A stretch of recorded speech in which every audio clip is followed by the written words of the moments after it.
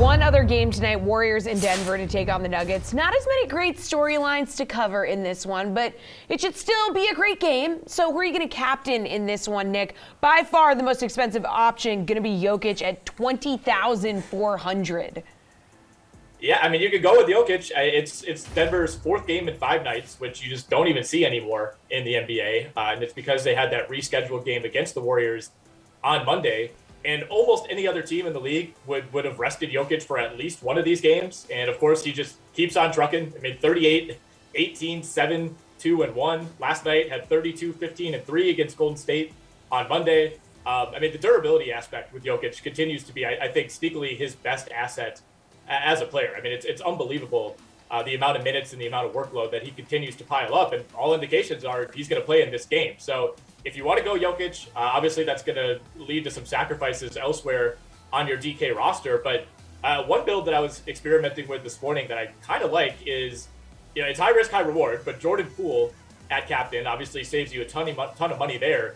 And that enables you to then fit Jokic, Curry, and Andrew Wiggins in your lineup. And then the last 2 spots, you could plug in decent role players. You don't have to go all the way to the bottom of the barrel and just hope that Juan Toscano-Anderson gives you 15 points. Like, you could plug in Moses Moody, who's been good lately. You could plug in Nemanja Bjelica, who doesn't have the highest ceiling, but at least has a decent floor. So if you want to go away from Jokic, I would consider looking at Poole.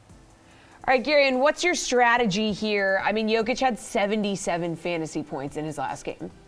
Yeah, he's been over 75 DraftKings points his last 3 games, which is an insane stat that really at this point only Nikola Jokic could pull off. I mean, it's almost gotten to the point where none of his stats surprise me. So when I do find one that kind of like takes my breath away for a second, it's even more impressive. And that stat that I found this morning was that without Will Barton on the court, and we don't yet know what the status of Barton is going to be for this game, I would assume he's questionable. And if he's not ruled questionable, he's just going to be ruled out for this contest. But without Barton this season, he is averaging 1.92 DraftKings points per minute because he just has to take on that little bit more of an offensive workload. I mean, it is insane what he is doing right now. So, again, we don't have to spend too much time talking about why Nikola Jokic is viable on any given slate. He's always viable. It doesn't matter what the price point is. But if you do want a cheaper option at captain, as Nick was kind of alluding to, I think one option that I really like, and it's sort of because of Nikola Jokic in a weird way, is Kevon Looney. Golden State just does not have a lot of center depth. They don't have a lot of guys who can, I mean, no one can defend Nikola Jokic, but who can at least stand there and try.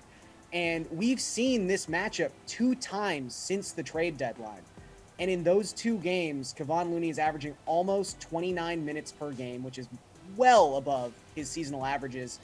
And he's also averaging 13 points, 10 rebounds, and 36 DraftKings points in those 2 games, just because he's on the court.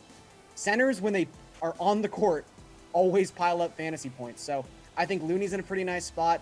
I think if we find out again that Barton's not playing, that Bones Highland isn't playing, that Monte Morris, who's been in a really nice run his last 3 games, he could also be viable as a captain. But yeah, it goes Jokic and then a bunch of mid-tier plays that could work out. Obviously, Jokic is your safest path here.